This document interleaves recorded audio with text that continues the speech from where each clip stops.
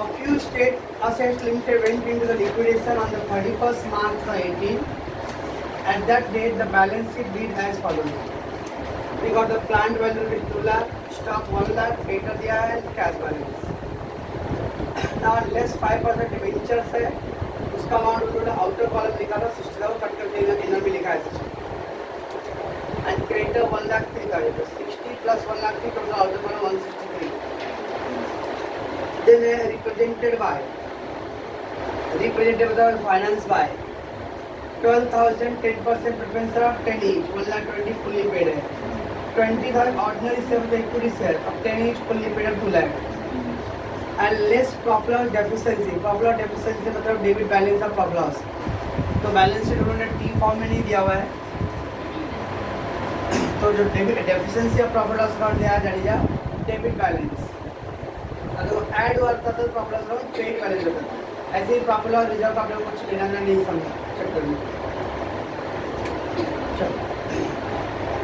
The dividend on the preference had been paid up to 31st had been paid कल के समय था onward वो डेट से नहीं पेमेंट हुआ है अभी तक dividend on the preference had been paid up to the 31st March 2017 31st March 2017 में पे हो गया है तो 2017 तक पे हो गया मगर 2018 का ही बाकी एक साल का आउटस्टैंडिंग है प्रीवियस क्वेश्चन था the preference dividend arrear from 15th of March 2015 onwards arrear outstanding 2015 से आउटस्टैंडिंग था यहाँ बोला 2017 तक का पेड हो गया है तो खाली 18 का ही बैलेंस है बैलेंस में एक साल का outstanding only so preference share कितना है सब पे 1,20,000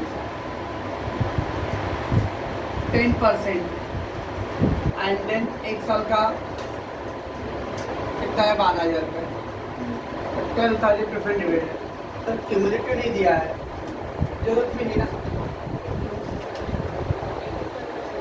करंट ईयर का ही है पीछे का पास्ट का ईयर होता तो क्यूमुलेटिव देख लेते अब खाली 2018 का करंट ईयर का ही देना है The liquidator sold the plant and stock दोनों मिला के 2,95,000 and realized all the debts of the debtor except one of which 25,000 which proved to be irrecoverable bad debts तो डेटर कितना दिया 1,50,000 दिया है उसमें सारा डेटर कलेक्शन हो गया पर एक डेटर में 25,000 बाकी था वो बैड डेट्स हो गया मतलब डेटर से रियलाइज 1,25,000 हुआ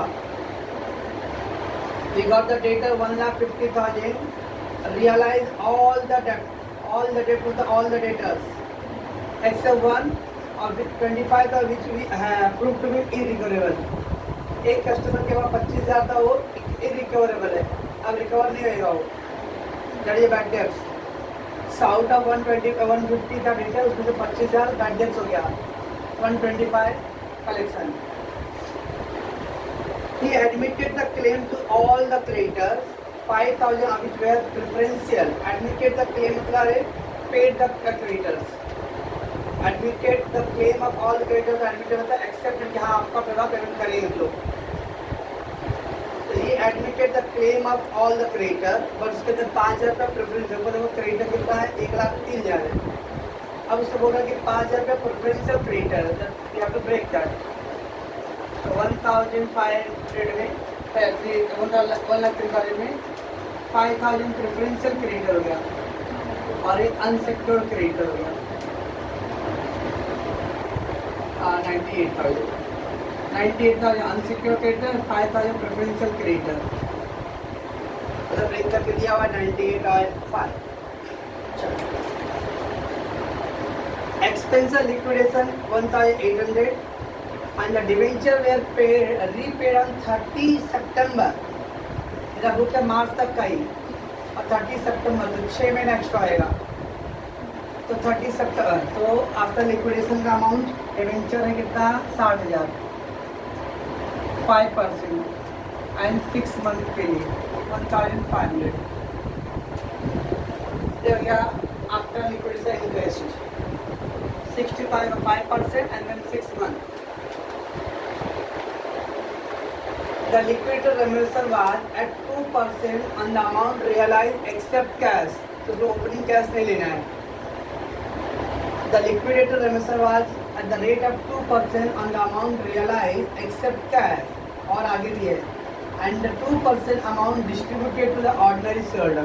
Very very important now.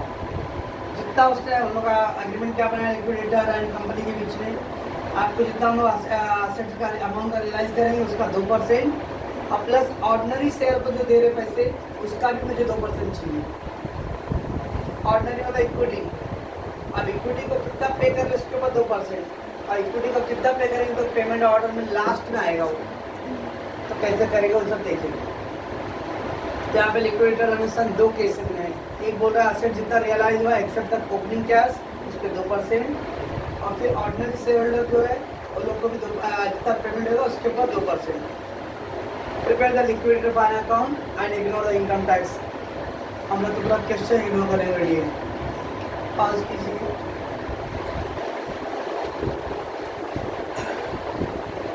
Statement order of payment LQ SPL and then CUIP. क्या करेंगे पहले ओपनिंग कैश. तो ओपनिंग बैलेंस कैश था उसके पास कुछ 3000. Then asset realise.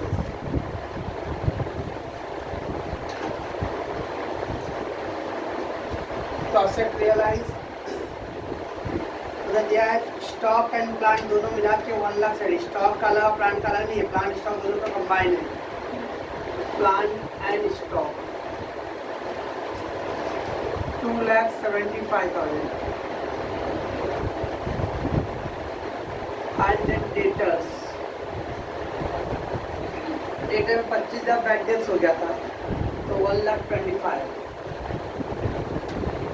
बस. और पहले plant and stock debtor cash हो गया था. बाकी 3 का हो गया. कॉल्सन एडेड का कुछ भी नहीं है. तो 4 लाख का मेरे पास अवेलेबल कैश है. अब पहला है लीगल एक्सपेंसेस. तो अभी ढूंढने गया है.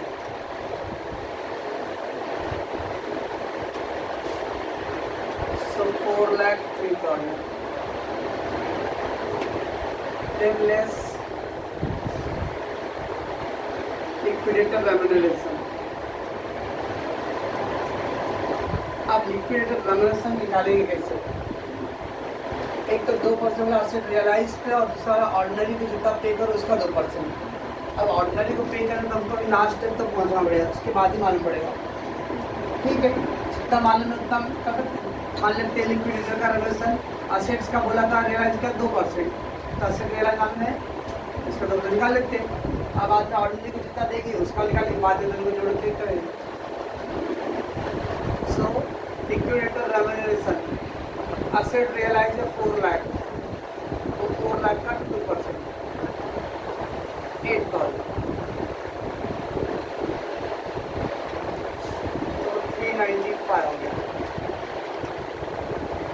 Less liquidation expenses.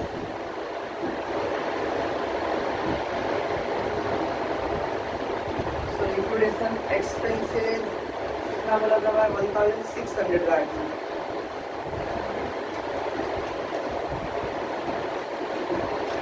तो 3,93,400 क्या है? ट्रिपल एल हो गया. उसका secure liability against fix charge नहीं है. समझे क्या कुछ ऐसा? No. Less secured liability against fixed charges.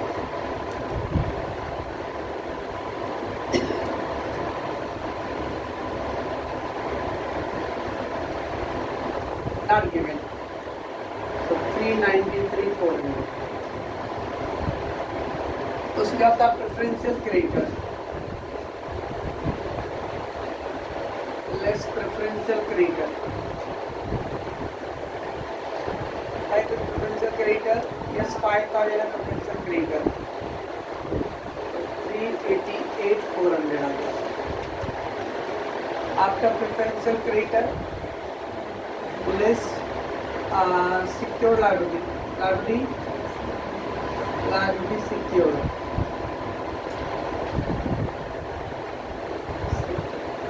Against floating charges.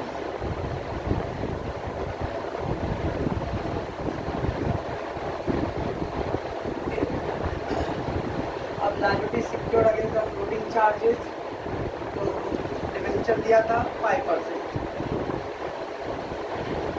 और डिवेंचर का 60,000 है, इसका कहीं दिया है बिफोर लिक्विडेशन, बैलेंस शीट के अंदर कोई टाइम इंटरेस्ट दिया है नहीं, तो बिफोर लिक्विडेशन तो इंटरेस्ट है, खाली 60,000 रहेगा।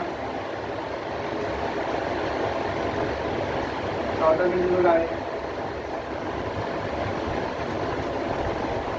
तो यह 3,28,400 एल तक आ गया। यू अनसिक्योर्ड, अनसिक्योर्ड क्रेडिटर्स,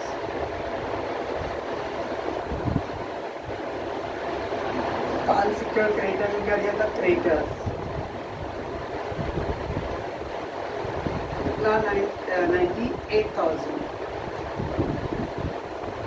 2,30,400 आ गया, अनसिक्योर्ड क्रेडिटर आ गया। उसके बाद आई है accrued interest, accrued interest after liquidation,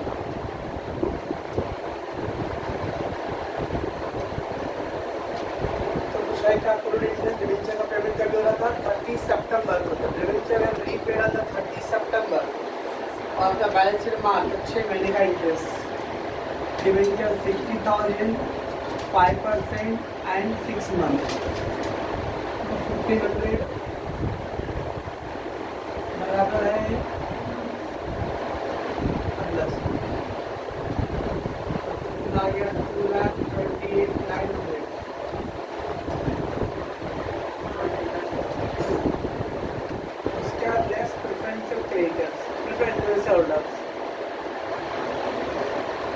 ध्यान रखना है कि अपने को रिलेशन किसके ऊपर है, अभी समय तो ऑर्डिनरी का था, तो ऑर्डिनरी तो अच्छी बात है, लास्ट तक आ रहा है। कभी कभी बोलेगा अनसिक्योर क्रेडिटर को पे किया, तो अनसिक्योर क्रेडिटर यहाँ पे कुछ करना पड़ेगा, कम टाइम रहेगा प्रेफरेंस होल्डर को पेमेंट, तो प्रेफरेंस क्या करना पड़ेगा, जिसका वो कंडीशन रखा है 2% 5%, वहाँ पे होल्ड करना पड़ेगा। इस सब में इक्विटी बोला था, इक्विटी लास्ट स्टेप पे है, तो प्रेफरेंस शेयर होल्डर क्या है, प्रेफरेंस शेयर होल्डर में आपने क्या था, प्रेफरेंस शेयर को उसका डिविडेंड कुछ रहेगा तो कैपिटल, और अगर कुछ प्रीमियम बोला है तो, और इस समय का प्रीमियम नहीं बोला है, डिविडेंड बट कैपिटल डिविडेंड आएगा। डिविडेंड क्या है, dividend has been paid up to 31 March, 31 March तक का पे हो गया है dividend for current year, dividend of 2.80, 1,20,000, 10% and 1 year. Difference है capital पूरा 1,20,000, देखिए 1,32,000। अभी कितना आएगा,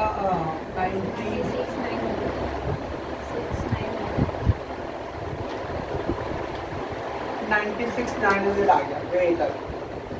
नॉर्मल में क्या करते थे, ये पूरा का पूरा बाकी बचा लास्ट अमाउंट किसको जाएगा, इक्विटी को।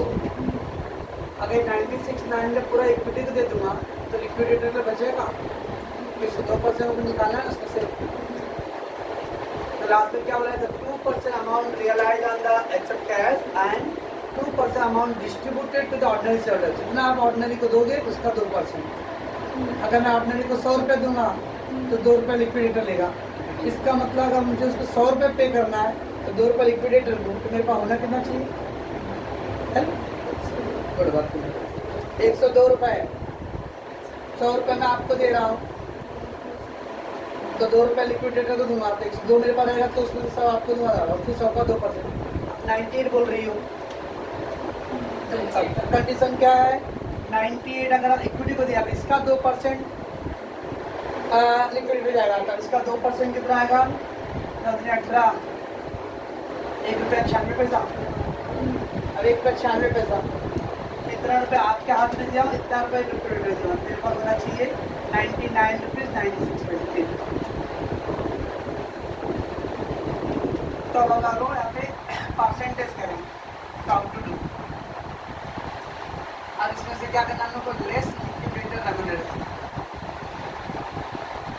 लिक्विडेटर रेम्यूनरेशन को लेस करूंगा तो आपकी बैलेंस अमाउंट किसको जाएगा, इक्विटी होल्डर से, अवेलेबल फॉर इक्विटी से होल्डर और ऑर्डिनरी से होल्डर।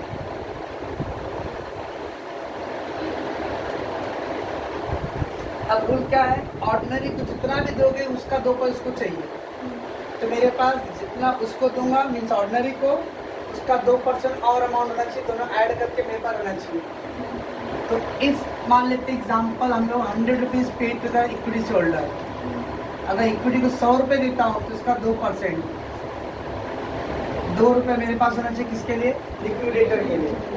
अगर मैं 98 बोलूँगा तो अगर 98 रुपीज़ है, 2 रुपये उसमें से दे दिया लिक्विडेटर तो 96 बच जाएगा, और 96 का 2% निकालूंगा तो वो 2 रुपये नहीं आएगा, फिर वो 192 पैसे हो जाएगा। अभी उल्टा जा रहे हैं हम लोग कॉस्ट में, उल्टा जा रहे तो 100 + 2 102, अगर 102 है उसमें से 2 रुपये लिक्विडेटर चला गया, 100 बच गया। So you have to cross multiply now, 1900 बच आएगा,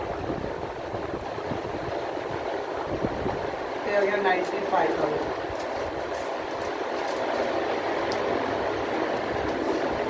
क्रॉस मल्टीप्लाई भी नहीं रहेगा, मैं कर देता हूँ 2 गुणे 96 नहीं कर देता हूँ, बटे 102, ऐसा करूँगा तो 1900 रुपये आएगा। आंसर राइट है ग्राम तो 95 का इक्विटी हो गया, इसका 2% निकालो तो 1900 रुपये आएगा। इस तरह से जब भी बोला था मतलब प्रेफरेंस सर्किट आगे बोलता, अब प्रेफरेंस सर्किट का ये है, इधर पे इसको पहले अब प्रेफरेंस को देना है, बोला कि प्रेफरेंस शेयर का 2%, तो प्रेफरेंस को जितना पे करें उसका 2%, तो क्या करने का, अब ऊपर कितना हो गया 228 लग गया ना, मेरे भाई इतने पैसे होने चाहिए कि प्रेफरेंस को जितना दूंगा उसका 2% इक्विटी को है, मतलब लिक्विडेटर को, तो अजूम कर लेना है कि प्रेफरेंस को हम लोग 100 रुपये दे रहे हैं, तो 2 रुपया लिक्विडेटर को, तो कितना आना चाहिए 102। अब क्रॉस मल्टीप्लाई करो या लिक्विडेटर का अमाउंट उसको लेस करके प्रेफरेंस हो जाएगा। सो क्या बोल रहा है, अब देखो लिक्विडेटर हम लोग स्टेटमेंट ऑफ लिक्विडेटर का करेंगे, तो लिक्विडेटर का रेम्यूनरेशन कितना है, 8000 ये है और 1900 वो है, तो टोटल लिक्विडेटर रेम्यूनरेशन 9000 आएगा। जैसे इंटरेस्ट दोनों कंबाइन करके लिखते हम लोग प्री का एंड पोस्ट का, वैसे लिक्विडेटर का रेम्यूनरेशन दोनों कंबाइन करते। एक आध लोग के क्या प्रॉपर्टी में क्या है, तो फर्स्ट प्रेफरेंस शेयर तक तो खत्म हो गया, अब ऑर्डिनरी का आ गया है, बोल रहा है क्या 2% सैलरी चाहिए उसको, इस पे जितना इक्विटी को दोगे आप, और इक्विटी को कितना दूँ और कितना उसका परसेंट का अज्यूम करने 100 रुपये में इक्विटी को पे किया, दैट 100 का 2% कितना आएगा 2 रुपीज़, 100 रुपये मेरे को इक्विटी को देना है, 2 रुपये मेरे को लिक्विडेटर देना है, इसका मतलब मेरे को टोटल कितना होना चाहिए 102 होना चाहिए, this amount is equal to 102 and now cross multiply और चीजें मैडम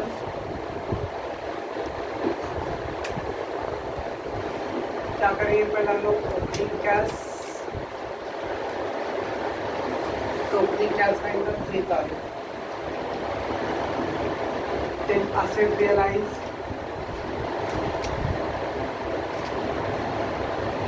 एसेट रियलाइज में सिक्योर्ड था क्या, फिक्स चार्जेस में कुछ नहीं था, plant and stock 275 and debtor 120,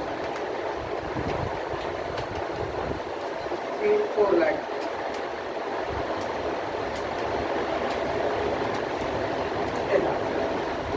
फिर क्या था, सरप्लस असेट्स का है ही नहीं,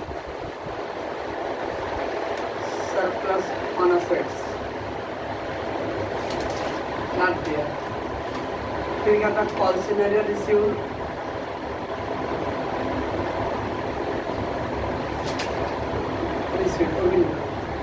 कॉल ऑन कंट्रीब्यूट था ना, बढ़ता ना कुछ और कॉल से नवाज तो बढ़ा था। call from contributories.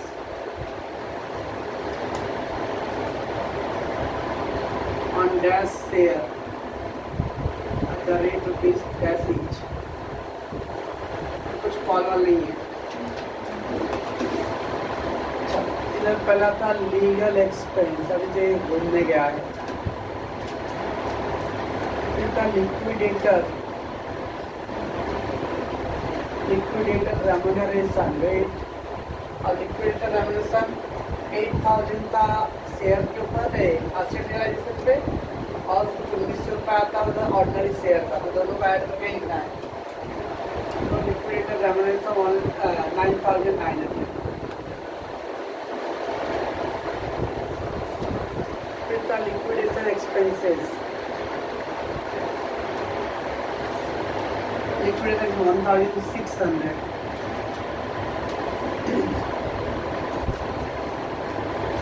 उसका क्या था, सिक्योर्ड का तो हम लिखते नहीं. Liability secured against floating charges.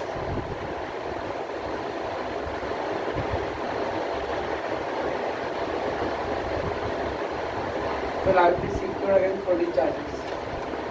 तो उसके अंदर क्या बोलते हम लोग, पहले डिवेंचर था 5% डिवेंचर 60,000 रुपये. Accrued interest before liquidation after liquidation दोनों आएगा. बिफोर लिक्विडेशन का नहीं है, आफ्टर का कुछ 1500 आएगा. बराबर है, ये हो गया 61,500. देन क्या था, क्रेडिटर्स तो प्रेफरेंशियल, एंड देन था अनसिक्योर्ड. प्रेफरेंशियल का 5,000 था और अनसिक्योर्ड का कितना था 98,000 था. डेफिशिएंसी कुछ भी नहीं है, 1 lakh.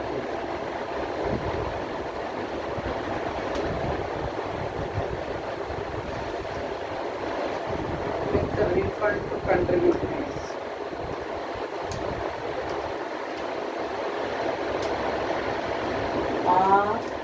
Payment to contributory refund के मतलब हो गया बा रिफंड टू कंट्रीब्यूटरी. तो पहला प्रेफरेंस शेयर होल्डर. अब प्रेफरेंस शेयर होल्डर में डिविडेंड भी था प्लस कैपिटल है, प्रीमियम नहीं है. तो डिविडेंड 12,000 था, कैपिटल 1,20,000, टोटल हो गया 1,32,000. ऑन कितना इक्विटी था, प्रेफरेंस शेयर था 12,000. On 12,000 preference share at the rate rupees 11 each. कैसे आया 11 आया, 132 को 12,000 से डिवाइड करना है. और लास्ट में था इक्विटी को, equity share holder.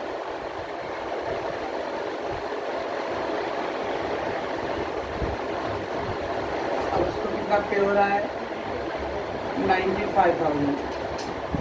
On equity से कितना है 20,000. 20,000 equity share at the rate rupees dash 4.75.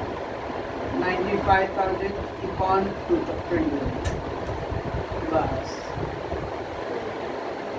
इस साइड 4,03,000 इस साइड आ रहा है. ये अच्छा लगा है. और ये विधि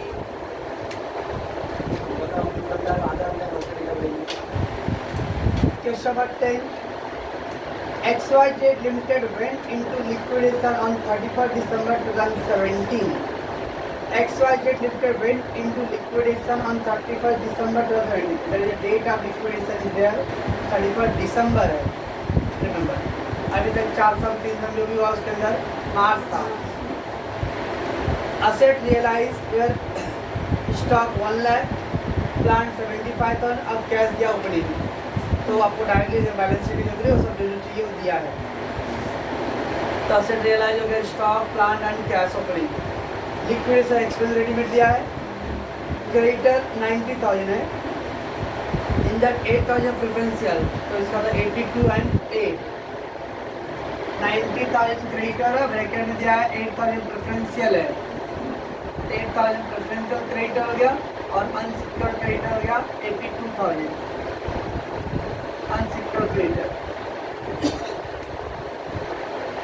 6% डिवेंचर है, interest on debenture paid up to 30 April, very important, interest on debenture paid up to 30 April 2017 तक। अगर डेट ऑफ लिक्विडेशन है 31 दिसंबर 2017, तो उसके पीछे का जो इंटरेस्ट आएगा बिफोर लिक्विडेशन हो गया, इसके बाद अगर इंटरेस्ट देना रहेगा तो आफ्टर लिक्विडेशन। अब उधर क्या दिया वर्ड, 30 अप्रैल तक का पे हो गया है, 30 अप्रैल 17 है, तो ऑब्वियसली दिसंबर से पहले यहाँ तक का, ठीक है, दिसंबर है तो लॉजिकली जनवरी में कैलेंडर ईयर स्टार्ट हो जाएगा उसको। अगर दिसंबर पे ईयर एंडिंग मान लेते हैं तो जनवरी में उसका स्टार्ट हो रहेगा, तो जनवरी स्टार्ट, जनवरी फरवरी मार्च अप्रैल 4 महीने का पे कर दिया उसने ऑलरेडी, पे कर दिया। अब यहाँ अप्रैल से लेकर दिसंबर तक 8 महीने का, मई जून जुलाई अगस्त सितंबर अक्टूबर नवंबर दिसंबर, 2 4 5 8 महीना, ये 8 महीने क्या बिफोर आफ्टर, बिफोर ये डेट से पहले जितना भी कैलकुलेट है वो सब बिफोर है। अब लग गया था कि डिवेंचर का फाइनली सेटलमेंट हुआ है 31 जनवरी 2018, तब दिसंबर था जनवरी, यानी 1 महीने का आफ्टर तक। लिक्विडेशन के बाद डिवेंचर का पेमेंट हो रहा है तो वो जो भी डिले है वो आफ्टर। अब लिक्विडेशन का ये डेट दिया है, अब बोल रहा है अप्रैल 17 तक का सेटलमेंट ऑलरेडी हो गया है, इसका मतलब अप्रैल के बाद से उसका आउटस्टैंडिंग है, अप्रैल से बाद का आउटस्टैंडिंग टिल दिसंबर, या 8 मंथ का आएगा बिफोर इंटरेस्ट, बिफोर लिक्विडेशन। कितना डिवेंचर है 80,000, 6% एंड 8 मंथ 3,200, मैं तो बताया रट्टा मार देता हूँ। चलिए हम लोग remuneration at 3% amount realise except cash, remuneration 3% है amount realise but except cash from assets, and 2% the amount distributed to unsecured creditor, unsecured creditor जितना आप दोगे उसका 2% एक्सक्लूडिंग प्रेफरेंशियल क्रेडिटर, ये प्रेफरेंशियल क्रेडिटर का नहीं लेना है, यानी अनसिक्योर्ड का भेजा तो 82 है और अब उसको कितना बैलेंस अवेलेबल है वो देखना पड़ेगा। ऐसा नहीं कि अभी सर वो प्रेफरेंशियल तक जाएगा, हो सकता है इसके तक ही पैसे नहीं पहुँच रहा, तो इसको जितना देंगे उसका 2% ले रहा है liquidator remuneration. 3% amount realise from except cash, cash छोड़ के बाकी जो असेट का रियलाइज उसका 3%, and 2% the amount distributed to unsecured creditor but except preferential creditor, यानी प्रेफरेंशियल क्रेडिटर का नहीं, खाली अनसिक्योर्ड क्रेडिटर को जितना आप दोगे उसका 2% उसका और रेम्यूनरेशन चाहिए। Prepare the liquidated statement final आज के टेस्ट नंबर 10 में स्टेटमेंट आउट ऑफ पेमेंट। तो पहला क्या है, ओपनिंग कैश बैलेंस। तो ओपनिंग कैश बैलेंस कितना है 625 rupees. Now asset realised,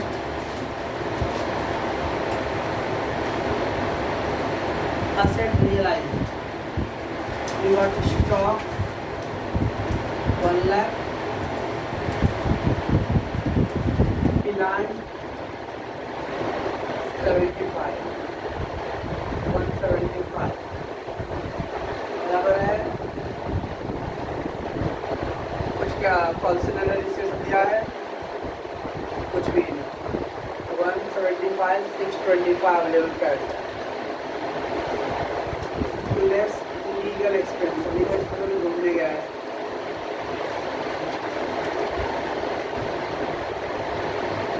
$175,625 less liquidator remuneration.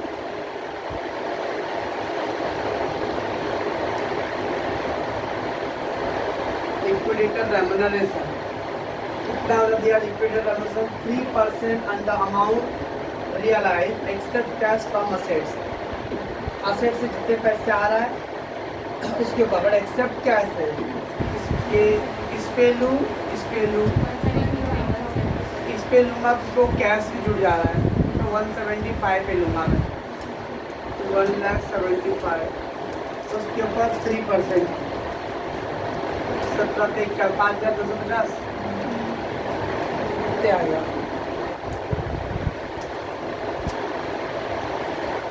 75,530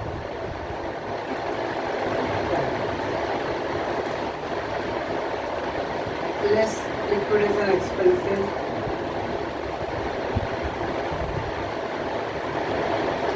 liquidation expense है 1,375, 1,69,000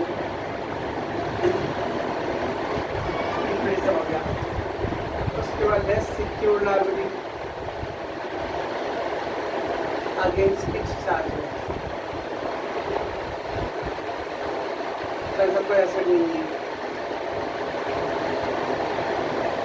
कितना हो गया? डैश 1,69,000। then क्या है? लेस प्रेफरेंशियल क्रेडिटर्स,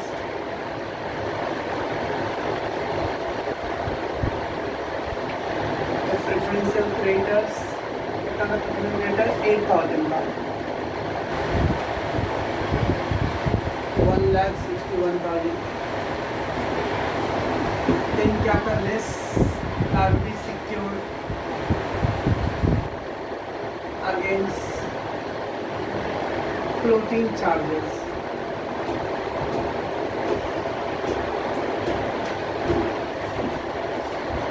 अब सेटल में एक वर्किंग नोट करना पड़ेगा। Date of liquidation, date of liquidation given on the 31st December 2017. Before that we call it interest before liquidation. इसके बाद जब आता है तो उसको बोलते हैं the interest after liquidation.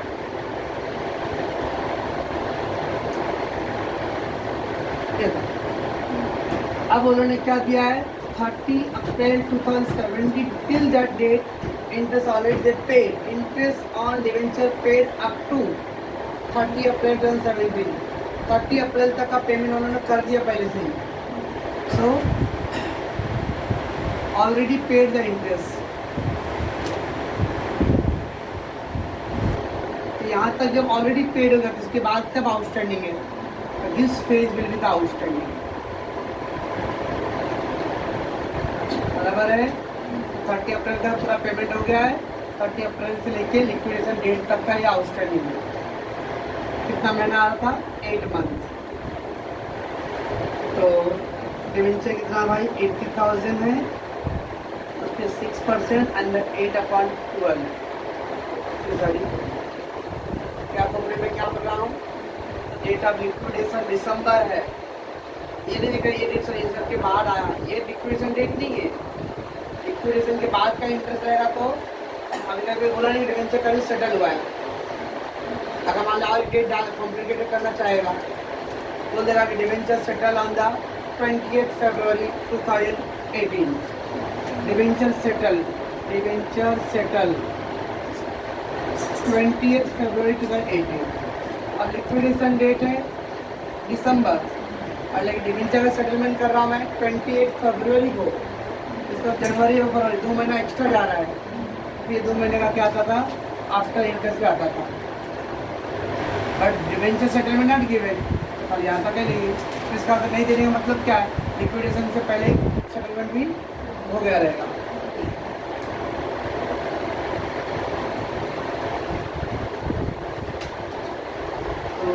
30% debenture 80,000 accrued interest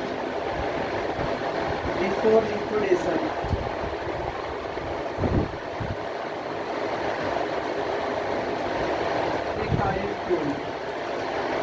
83,200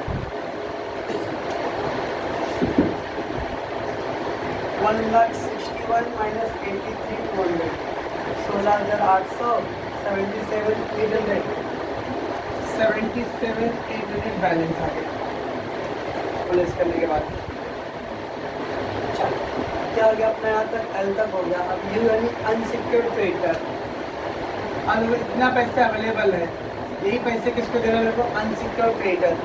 unsecured creditor सब में है कितना 82,000 बराबर ना।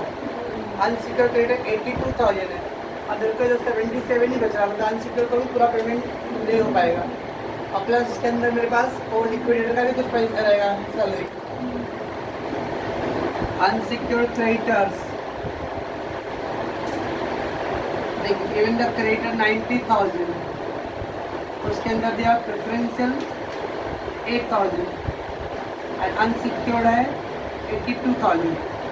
अब अनसिक्योर्ड को पे करना है 82,000 और मेरे पास अवेलेबल कितना है 77,800।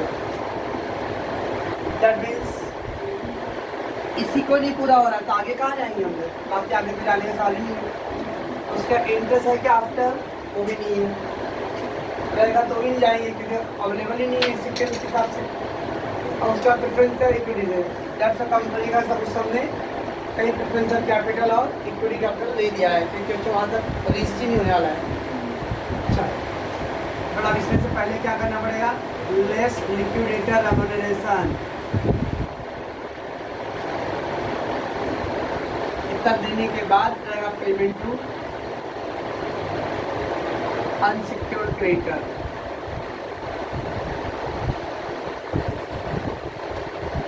अब क्वेश्चन क्या बोला था, 2% amount distributed to the unsecured creditor excluding preferential creditor. Preferential creditor पे नहीं, खाली अनसिक्योर्ड क्रेडिटर बोला है। तो प्रेफरेंशियल क्रेडिटर का ऑलरेडी पहले से हो गया था, वो भाई एक का हो गया था, तो अनसिक्योर्ड का ही है। अब अनसिक्योर्ड को हम लोग अज्यूम करते हैं कि 100 रुपये दे रहे, तो जितना भी उसको दूंगा उसके हाथ में उसका 2%, इसका 2%, कितना आएगा 2 रुपये। ये कितना आएगा 98 लाफा खाएगा कोई 98 वगैरह तो कराने की। अच्छा तो जो भी आएगा आएगा और क्या,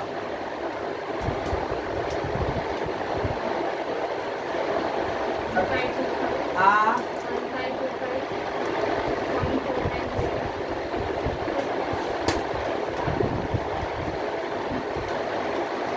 77,800 into 2 divided by 102 1525.49।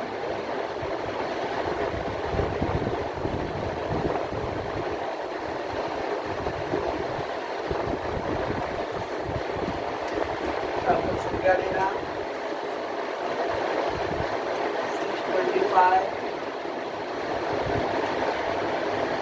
625 किया तो 25 5 minus 2 3 169 161 77 और कौन कुछ लगभग नहीं कितना पे हो रहा है, कितना बैलेंस बच जाएगा 76 इसका 2% लगा दो 1525 48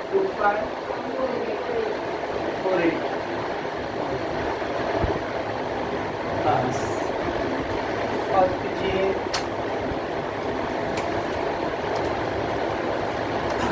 Let's call the liquidator's final settlement account. पहला opening cash उसका 625, then assets realized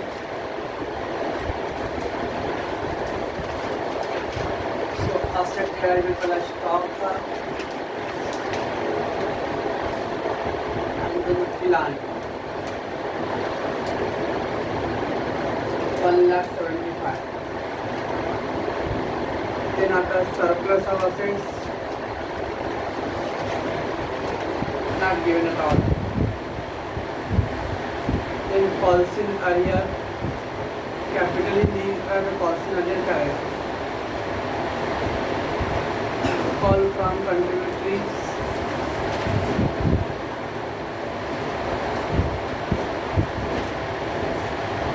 On that share,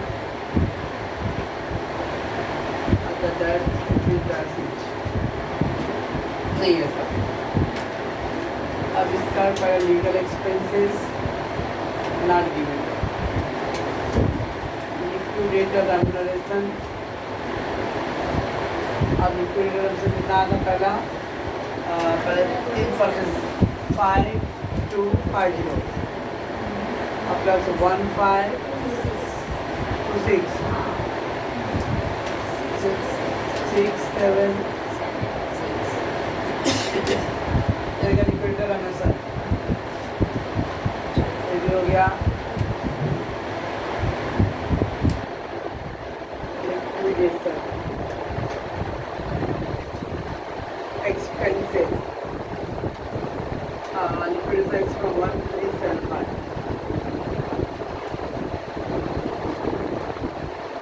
पहले चला गया. उसके बाद क्या था secure liability secure against floating charge.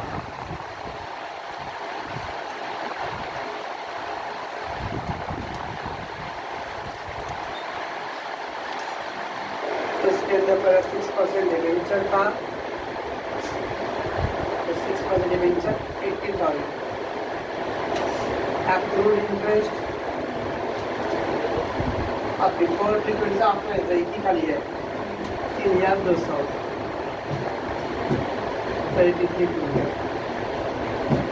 इसके बाद क्या था क्रेडिटर्स. इंडियन पहला प्रेफरेंशियल कितना था तो प्रेफरेंशियल का तो 8,000 था फुल पर अनसिक्योर्ड क्रेडिटर्स लास्ट में कितना 274 बस फिर हो गया 84,274. उसके बाद रिफंड टू कंट्रीब्यूटरीज प्रेफरेंशियल होल्डर. इन लोग को नहीं पूरा हुआ तो इन लोग को क्या मिलने वाला है. एक प्रेफरेंशियल होल्डर